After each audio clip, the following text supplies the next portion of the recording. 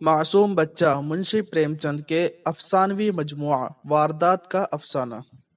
अगर आप हमारे चैनल पर नए हैं तो हमारे चैनल को सब्सक्राइब कर लीजिए। गंगू नाम का बरहमन आदमी किसी शख्स के घर में नौकर था।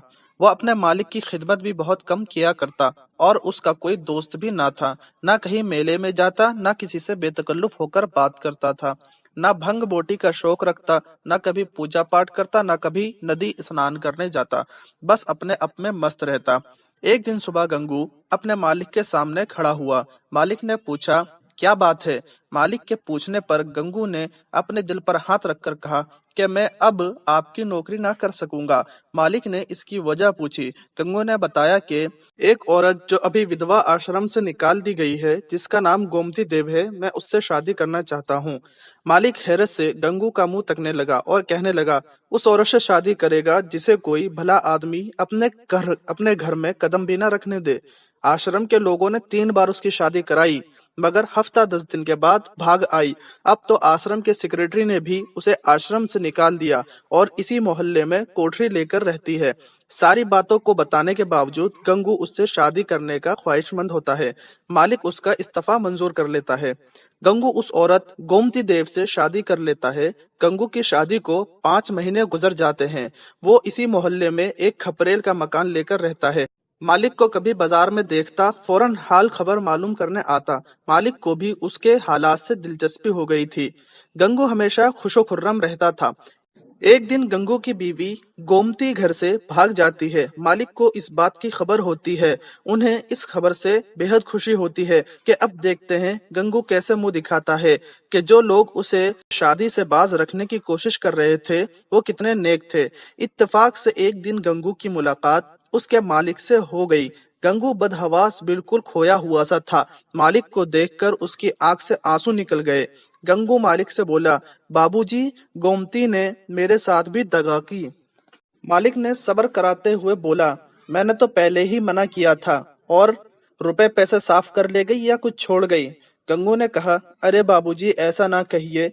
उसने धेले की चीज भी नहीं छुई, अपना जो कुछ था वो भी छोड़ गई। ना जाने उसने मुझ में क्या बुराई देखी। मैं उसके लायक ना था, वो पढ़ी लिखी, मैं अनपढ़ था।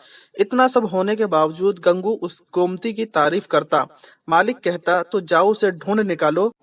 गंगू भी उसे ढूंढने के लिए दर दर की खाक छानने लग जाता है। मालिक भी एक जरूरत से नैनीताल चले जाते हैं और 1 महीने बाद लौटते हैं। वो अभी कपड़े भी नहीं उतारे थे कि गंगू एक बच्चे को गोद में लेकर खड़ा था और उसका चेहरा खुशी से खिला हुआ था।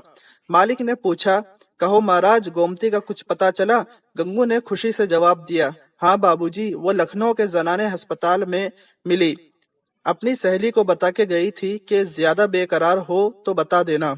मैं फौरन लखनऊ जाके वहां से लेकर ले आया और मुफ्त में बच्चा भी मिल गया।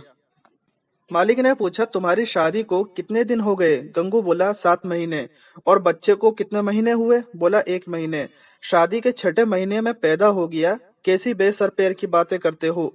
गंगू हल्की मुस्कुराहट के साथ बोला, इसी लाज से तो गोमती भागी थी। गंगू ने गोमती से उस वक्त कहा, अगर तुम्हारा दिल मुझसे नहीं मिल रहा तो मैं इसी वक्त चला जाऊंगा और फिर कभी सामने नहीं आऊंगा। तुम मेरी नजरों में उतनी ही भली हो। अब भी मैं इतना ही चाहता हूँ, बल्कि उससे ज्यादा। और ये बच्चा मेरा है, मेरा अपना बच्चा है। मैंने एक बोया हुआ खेत लिया तो क्या इसकी फसल को उसलिए छोड़ दूंगा कि इसे कभी किसी दूसरे ने बोया था? ये सुनकर मालिक की आंख में आंसू आ जाते हैं और बच्चे को लेने के लिए हाथ बढ़ाते हैं और उसके सर पर बूसा देते हैं। गंगू बोला, बाबूजी, आप बहुत शरीफ हो। मैं गोमती से कहता हूँ कि चल के बाबूजी के दर्शन कर आ, मगर वो शर्म से नहीं आती।